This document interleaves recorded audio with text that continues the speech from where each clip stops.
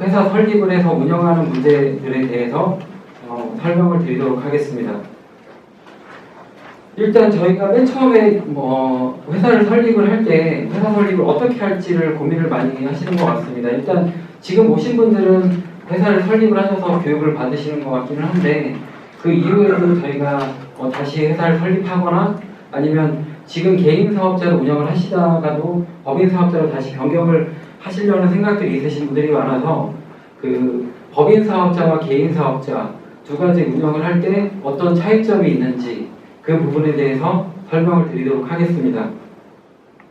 일단 법인 사업자의 가장 특징이라고 한다면, 그리고 저희들이 이제 법인 사업자로 사업을 하는 가장 첫 번째 이유는 법인 채무랑 개인 채무가 분리된다는 그 장점이 있어서 법인 사업자를 많이 하시는 것 같은데요.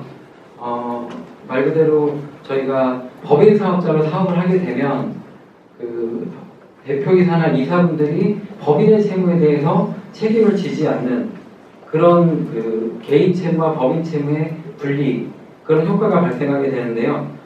이런 점이 나중에 사업을 하다가 실패를 해도 그 나중에 개인이 책임을 지지 않기 때문에 사업에 대한 위험 부담이 적은 장점이 있는 것 같습니다. 근데 예외적으로 개인 그 대표이사나 이사 아니면 실질적인 그 운영자들이 책임을 지는 경우가 있는데요.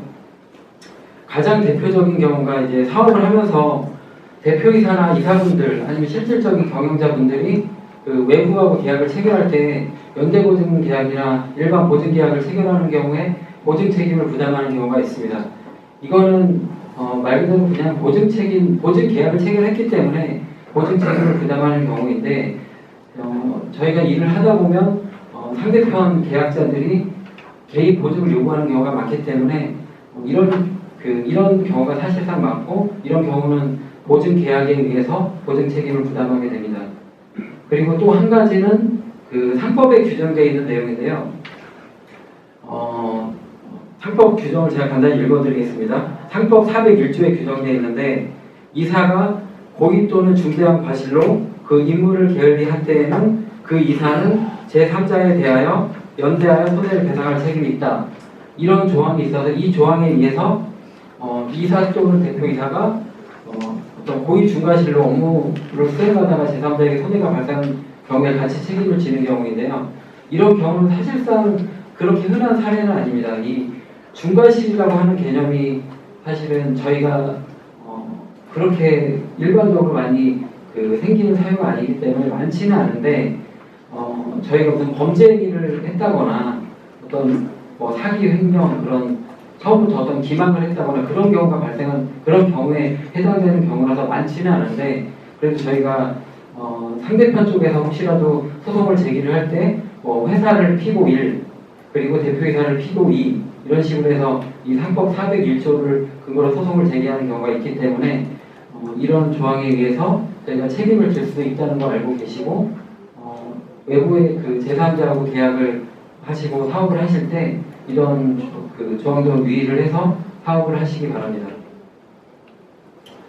예, 그리고 또 지금까지 말씀드린 거는 일반적인 민사채무를 말씀드린 건데, 민사채무는 그런 아까 제가 말씀드린 예외적인 경우에만 그 제3자에게 책임을 지는데요.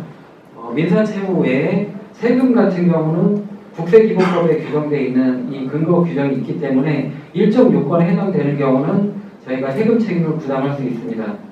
그래서 이제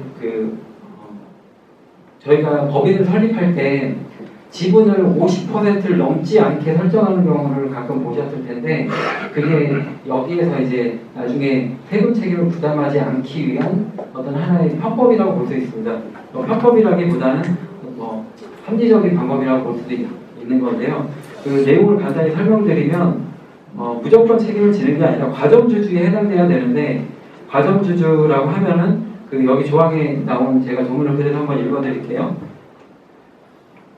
주주 또는 유한 책임 사원 한 명과 그의 특수관계인 중 대통령령으로 정하는 자로서 그들의 소유주식 합계 또는 출자액 합계가 해당 법인의 발행주식 총수 또는 출자 총액의 150을 초과하면서 그에 관한 권리를 실질적으로 행사하는 자들이라고 규정되어 있는데, 이 요건에 해당되는 경우에는 법인의 세금에 대해서도 책임을 부담할 수 있다는 것을 숙지하고 계시고, 나중에 법인 설립할 때 그 지분관계 설정할 때 이 내용을 참조를 하셔서 법인을 설립하시기 바랍니다. 예, 그리고 또 세금적인 문제에 있어서 개인 사업자 대비해서 법인 사업자로 사업을 하는 경우에는 세금적인 혜택이 하나 있는데요. 그게 무조건 뭐 혜택이 있는 건 아니고, 매출이 일정 부분 넘어섰을 때부터 이득이 생기는 건데, 이 부분에 있어서는 통상적으로는 예전에는 한 10억 정도 매출 이상이 넘어서면 법인 사업자로 전환하는 게 이득이 된다고 했는데, 이게 뭐 여러 가지 세법 같은 거 개정도 많이 되고 변동이 많기 때문에 세무사님들하고 상의를 하셔가지고 개인 사업자로 운영하시는 분들은 나중에 법인 사업자로 어떤 시점에 전환하는 게 유리할지 그런 부분들을 상의하셔서 법인 사업자로 적당한 시점에 변경을 하시면 세금적인 이득을 보실 수 있습니다. 예, 그리고 또 한 가지 이제 개인 사업자랑 법인 사업자를 비교를 해보면, 법인 사업자로 사업을 하시는 장점이 생기는 경우가 있는데, 법인 사업자로 사업을 오랫동안 운영을 하시고 깔끔하게 운영을 잘 하시고 매출도 일정 부분 발생을 하시면, 그 법인 사업자로 뭐 대출을 받는다거나 아니면 그 대외적으로 투자를 받을 때 상당히 유리한 측면이 많이 있는 것 같습니다. 그래서 그냥 개인 사업자보다는 법인 사업자로 할 때 사업을 좀 크게 확장하고 투자를 받는 그런 장점도 있고, 대외적으로 볼 때도 신용도가 많이 높아지기 때문에 법인 사업자로 운영을 깔끔하게 하시면 여러 가지 장점이 있는 것 같습니다.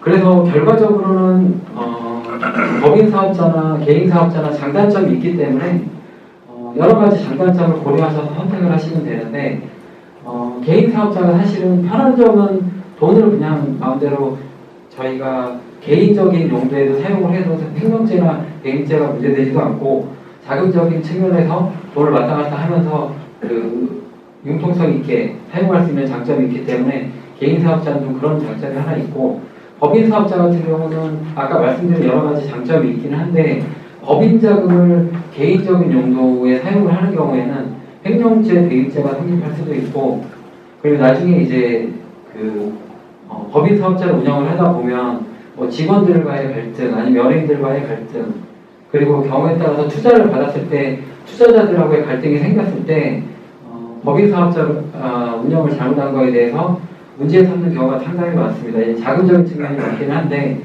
그런 측면에서 법인 사업자로 운영을 하시기로 결정을 하시면 회계적인 측면에서 상당히 깔끔하게 하셔야만 나중에 불이익을 당하시지 않을 수 있습니다. 그래서 법인 사업자로 운영하시는 장점이 있어서 운영을 하실 때는 회계 처리를 깔끔하게 하시기 바랍니다.